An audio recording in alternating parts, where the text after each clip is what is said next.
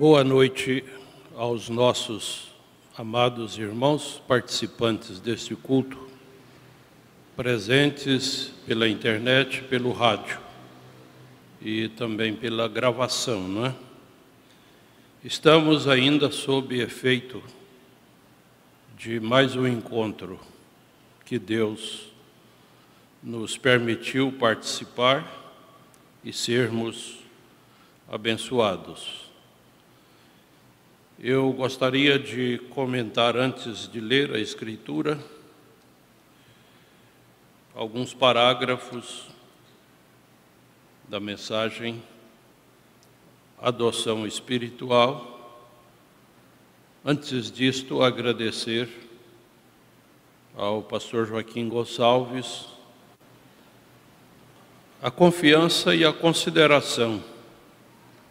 Isso é para nós uma grande honra, estar aqui nesse púlpito para falar à igreja local e à igreja que está à distância através dos meios de comunicação. Muito obrigado, pastor Joaquim Gonçalves. O profeta de Deus para esta era, na mensagem Adoção Espiritual, nos parágrafos 83, são pequenos, 84 e 85, ele diz: e acontece hoje, quando o Espírito Santo precisa apresentar nosso registro diante de Deus, quando nos tornamos filhos de Deus. Nos tornamos filhos de Deus. Devemos andar de forma digna da vocação. Devemos andar de forma digna de tudo o que Deus estabeleceu para nós fazermos. Isso é especialmente para pastores, mas é extensivo a todos os irmãos e irmãs. Pois o Espírito Santo está nos treinando filhos. É sempre aprendendo, sempre aprendendo. Aquele homem que estava morrendo e não tinha nenhum recurso ali, e foi colocado areia na mão dele e uma brasa em cima da areia, ele disse assim: morrendo e aprendendo. E Deus tem nos dado a graça de vivendo e aprendendo. Quando eu era menino, meu pai era diferente do que alguns dos pais modernos são hoje. Meu pai acreditava em dar chicotadas, e ele realmente as dava. Nós nos lembramos delas. E eu ainda hoje, de 47 anos, me lembro delas. Tem um amigo nosso que sempre lembra das surras que a mãe dele dava nele, injustamente. Sempre lembra. O irmão Brana, com 47 anos, diz que não esquecia, não é? 47 anos, lembro-me delas. Mas isso me fez bem. Agora então aqui vem o resultado. Isso me fez bem. Isso me treinou. Se eu pudesse ir ao túmulo hoje e levantá-lo, a primeira coisa que faria seria apertar a sua mão e abraçá-lo pelo que ele fez. Todos os encontros que a gente vem, nós, todos os pastores, obreiros, de forma geral, nós viemos aqui para aprender, para apanhar, mas para melhorarmos. E isso tem acontecido. Me sinto assim em relação a meu Pai eterno. Como será o dia em que estivermos em sua presença? Olha, irmãos, o amor é corretivo. E agora, há alguns minutos, nós ouvimos o hino que Deus só corrige a quem Ele ama. Deus só corrige a quem Ele ama. Deus não está preocupado com quem não é filho. Deus não está preocupado com aqueles que não pertencem a Ele. Mas quando você é corrigido, você tem que entender que isto é a expressão do amor de Deus para conosco, para com você. Mas Deus sabe o que está fazendo, certo? Ele sabe o que está fazendo. E Ele, então, quando o Espírito Santo começa a trazer a palavra, ela consola, ela anima, ela cura, mas ela corrige. E isto é completo. Nós vamos para a leitura da Escritura, que está em Isaías capítulo 7, versos 10 ao 14. E continuou o Senhor a falar com Acaz, dizendo: pede para ti ao Senhor teu Deus um sinal. Pede-o ou embaixo nas profundezas, ou em cima nas alturas. Acaz, porém, disse: não o pedirei, nem tentarei ao Senhor. Então ele disse: ouvi agora, ó casa de Davi, pouco vos é afadigardes os homens, senão que ainda afadigareis também ao meu Deus? Portanto, o mesmo Senhor vos dará um sinal. Eis que uma virgem conceberá e dará à luz a um filho, e será o seu nome Emanuel. Pai Celeste, nós estamos aqui e precisamos do Senhor.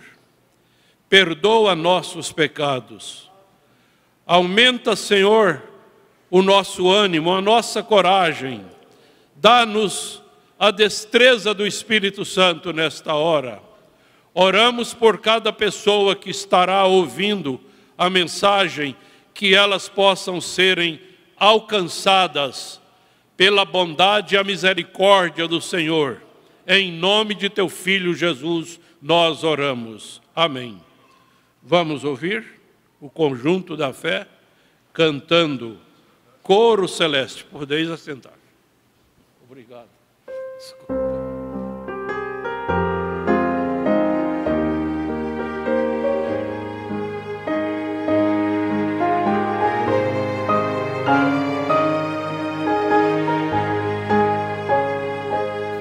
Celeste, estranho coro, jamais ouvido aqui, com seu poder excelso, agora alegre ouvir.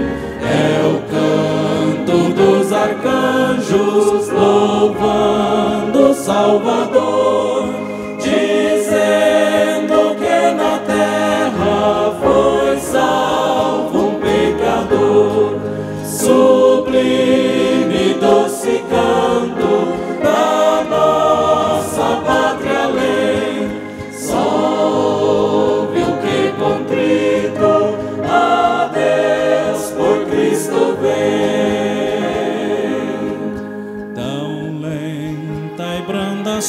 ecoa ao peito dando paz, a voz de Deus aquela que as ânsias vãs desfaz.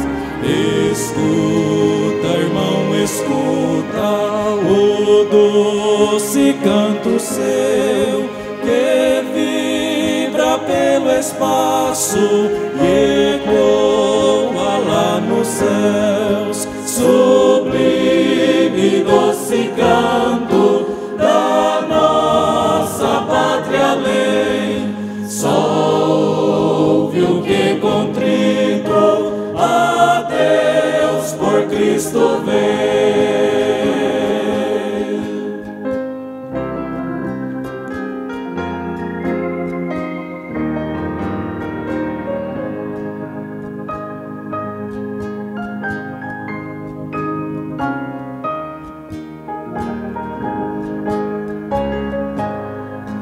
Ao meu ouvido chega o canto sem igual, tão belo em sonho ouvirá jamais qualquer mortal.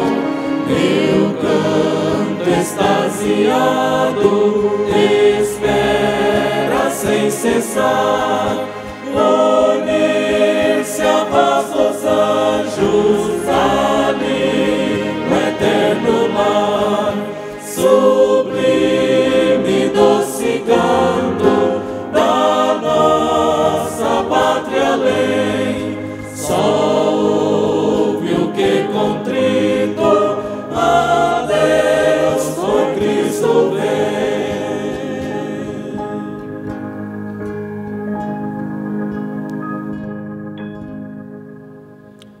Ainda em tempo, eu quero cumprimentar nossos irmãos que estão lá na Gleba Banco Safra, lá em Nova Chavantina, Caiapônia, Barra do Garças e Recanto da Fé. E alguns filhos e netos espalhados por esta nação. Meus filhos estão de Rio Preto até Porto Velho, em Rondônia, estão espalhados. Mas, de vez em quando, a gente fala, através desta crise que vivemos, nós temos sacrificado nossos encontros pessoal, né? Mas, através dos meios de comunicação, a gente tem paliado, né? Mas o importante é saber que todos estão bem, graças a Deus. Na mensagem Um Super Sinal, no parágrafo 58, o profeta diz o seguinte: ora, por que um bebê? Por que deveria ser um bebê? O Criador, Ele mesmo, devia vir e viver em sua criação para ser um sinal para o homem. Por que deveria ser um bebê? Porque ele não poderia ter tido: eu construirei uma grande escada, e todos vós, reticência, né? Como no sonho de Jacó, a escada que comunicava a terra com o céu.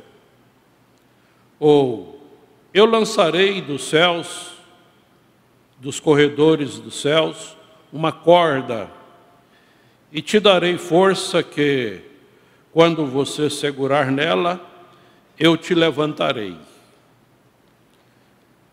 De acordo com a nossa mente, poderia ser de várias formas. Mas o plano de Deus é perfeito e ele desempenhou e está desempenhando da forma predestinada. Mas ele veio tão simples e disse: um filho nascerá, e aquele será o sinal. Não será somente um sinal, mas isto será um super sinal, um bebê. Ora, a inteligência da ciência riria diante de tal pensamento. Mas para Deus, isto era um super sinal. E eu acrescento, para os eleitos também foi um super sinal. Uma virgem conceberá, e este bebê será chamado Emanuel, que quer dizer Deus conosco. E este é o super sinal.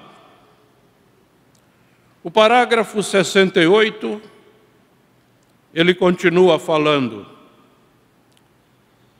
não pode você ver o sinal verdadeiro. Naqueles dias este foi o sinal, não era outro. E quem não veio a Deus através daquele sinal, eles ficaram confundidos. O Deus Jeová na terra como um fugitivo. Veja bem a condição em que Jesus ficou na terra. Ele ficou como um fugitivo, como um peregrino na terra que ele criou, rejeitado e empurrado e açoitado pelos homens que ele dava vida, dava o oxigênio, dava o alimento, dava a condição de viverem. Se ele quisesse eliminar todos os homens que fizeram mal para ele, era só cortar a mangueirinha de oxigênio, porque sem o oxigênio ninguém vive. E ele é quem dá condição, mesmo com esta máscara. Alguns dizem que você vai continuar respirando carbono, mas se você estivesse respirando só o carbono, você já teria morrido. Um pouco de carbono. Mas o oxigênio dá um jeitinho aí e o seu organismo capta ele. Coisa gostosa, não é? Oxigênio. Coisa maravilhosa. Mas melhor do que o oxigênio é você poder respirar Deus, respirar Jesus. Jesus. Vamos dizer? Jesus. Você está cheio de Jesus. Aleluia. Jesus penetra em você. Jesus está dentro de você. Zombado, uma pedra de tropeço para o incrédulo, uma rocha de ofensa, um diabo.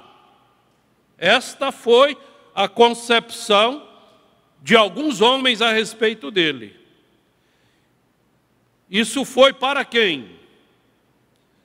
Não para os ladrões, não para as mulheres de vida baixa, mas o profeta diz aqui, para o mundo religioso, mas um sinal eterno para o crente. Aleluia! Deus conosco. Um super sinal.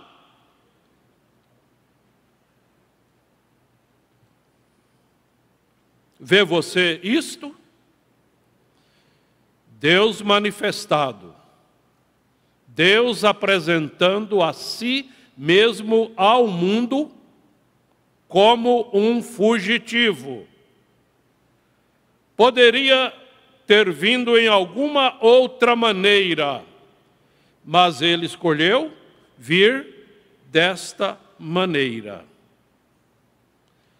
Agora nós vamos para o parágrafo 89. É a mensagem do profeta. São palavras do irmão Branham. Quando Emanuel veio através do ventre de uma mulher, ao invés de aparecer como uma teofania, ele apareceu para Abraão, na forma de Melquisedeque. Conversou com Abraão, congratulou Abraão pela vitória que ele próprio havia dado forças a Abraão para Abraão conseguir aquela vitória, dando-lhe pão e vinho. Ele veio na forma de Eloí visitar Abraão, juntamente com 2 anjos. E Abraão, como um crente revelado, ele disse: meu Senhor. Mas olha, desculpe o que eu vou falar aqui, mas o nascimento de uma criança é uma coisa muito suja. É uma coisa muito feia. O nascimento normal, um parto normal, água, sangue, gemidos, dores. E Deus veio ao mundo desta forma. Porque eu também vim ao mundo desta forma. Você também veio ao mundo desta forma. E para nos redimir teria que ser parente, teria que ser semelhante. E ele foi semelhante na forma de nascer, não na forma de conceber.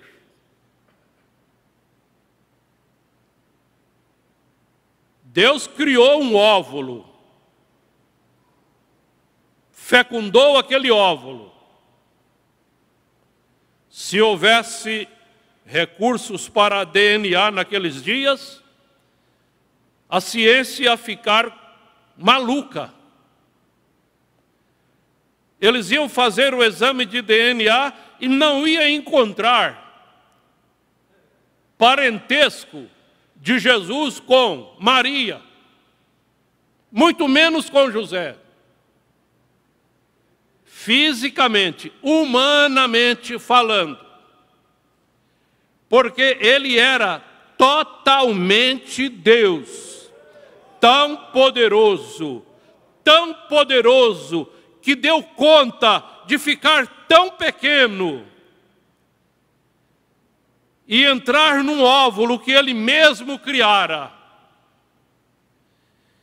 e ter todo o desenvolvimento de um feto normal, 9 meses. Deus estava ali. Quando ele estava na terra, aqueles apóstolos saíram com o Evangelho, que até mesmo os anjos olharam sobre os corrimões do céu, os corredores da terra da glória, para olhar. Os anjos conheciam ele. E agora os apóstolos estavam portando ele.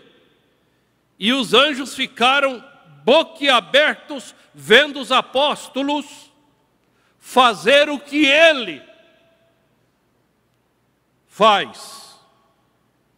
Os anjos olharam sobre os corrimões do céu, os corredores da terra da glória, para olhar nisso, ou nisto. Vocês que estão anotando as escrituras, como eu vejo vocês escrevendo, 1 Timóteo capítulo 3, verso 16. Sem dúvida alguma, grande é o mistério da piedade. Pois Deus se manifestou em carne, foi crido no mundo, visto dos anjos.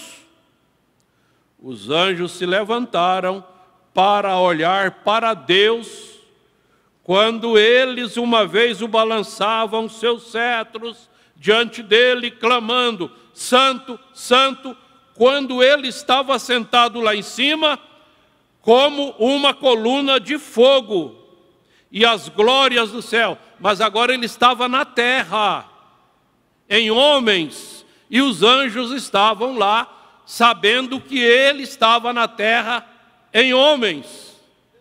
Aleluia! E eu não temo em afirmar que os anjos continuam lá, olhando para a terra e sabendo que ele continua em homens. Ele continua em você, irmã. Aleluia! E os anjos vê quando você prega o evangelho com a sua conduta. Os anjos vê você, irmão, quando você rejeita o pecado que é oferecido a você a todo momento. Os anjos estão olhando isto e louvando a Ele pelo seu poder, porque Ele está em nós. Aleluia! Quando Ele se fez homem, os anjos vieram e olharam para vê-lo, Jeová feito carne. Seguramente, sem dúvida, alguma grande e é o mistério da piedade. Algo grande, não é? Aqui está alguma, mas deve ser algo grande. É o mistério da piedade. Eu te darei um sinal eterno, pois Deus foi feito carne no nosso meio. Mombrano está dizendo no presente, e nós dizemos no presente. Deus foi feito carne em nosso meio. Ele habitou em carne. Isto está, ou será um sinal eterno. Mas para quem é esse sinal? Esse sinal só tem efeito para o eleito. Para o mundo, a mensagem não passa de um escândalo. Para o mundo, a mensagem não passa de um ismo. A mensagem não passa de uma tonteria, mas o eleito está vendo, aleluia, o eleito está contemplando, o eleito está agradecendo, o eleito prossegue, aleluia. Não somente para os pastores, para olhar e crer, mas para vocês, o tabernáculo Brana, e para este mundo cruel, para crer que aquele é Deus, Deus deu um sinal. Jesus disse, como o Pai vive, ou tem me enviado, e vem comigo, estava em mim, então eu vos envio. Você é um enviado, nós somos enviados. E o Pai vivo para ir conosco, estar em vós, um sinal eterno. Estes sinais seguirão aqueles que creem. Veja, eu estarei convosco, mesmo em vós, até o fim da terra. Eu estarei convosco no fim do mundo. eu estarei ali convosco. Palavras do irmão Brana. Alguém como eu, já disse antes, deseja fazer dele um Deus pequenino.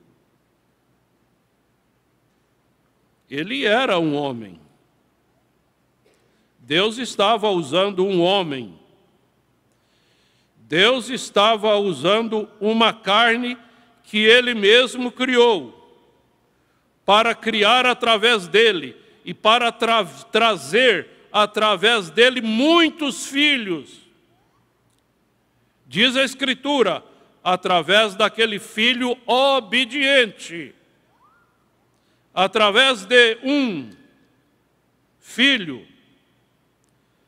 Tudo caiu através de um filho. Nós ouvimos isso numa das mensagens antigas, que ainda é nova, que nós ouvimos nesta semana. Através de um filho, tudo caiu. Através da desobediência daquele filho. Ouvimos essa semana que a culpa terminou em Adão, porque se Adão tivesse dito a Eva, não, para lá, chega para lá, eu não quero nada com você. Nós ouvimos essa semana como Deus tirara uma costela dele e tinha feito daquela costela uma companheira, Deus tiraria outra porque ele tinha o outro lado. Mas ele abraçou o erro, ele abraçou o pecado, caiu, mas Deus é tão bom que foi lá e derrubou um cordeiro para levantar um casal. O cordeiro caiu, o cordeiro derramou sangue, mas Adão e Eva levantaram. Aleluia! Jesus morreu, mas eu vivo. Jesus morreu, mas você vive. Deus conosco, um sinal. Disse que seria um sinal. Jesus gostava tanto de referir a si mesmo como filho do homem. Homem, ele mesmo, somente um homem. Eu não sou nada. O filho não pode fazer nada de si. Mas era o Pai que estava nele. Aí então nós temos que entender isso. Eu não sou nada. Se Jesus dizia que ele não era nada, eu não sou nada. Mas Deus estava nele, Deus está em nós.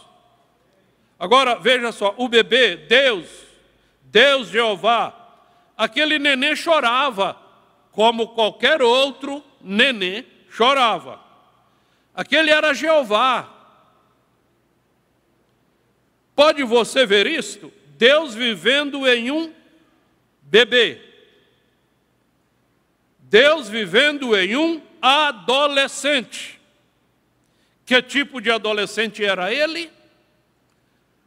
Eu fico feliz, irmãos, porque nos dias em que vivemos, nós conhecemos crianças e adolescentes que realmente têm mostrado o que está dentro dele, não é o que está dentro das pessoas lá do mundo.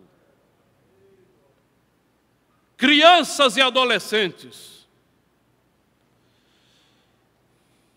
Eles o encontraram, ele deu exemplo. Quando ele se perdeu do seu pai e sua mãe, eles procuravam encontrá-lo. Lugar vazio, né? Eles indo embora daquela festa, andaram e o lugar estava vazio. Pensando sempre que ele estava mais na frente. Quando eles chegaram na primeira caravana, ele não estava, vamos voltar, porque o lugar não pode ficar vazio. Voltaram. E quando voltaram, o encontraram no templo. O que ele era? Ele era um adolescente.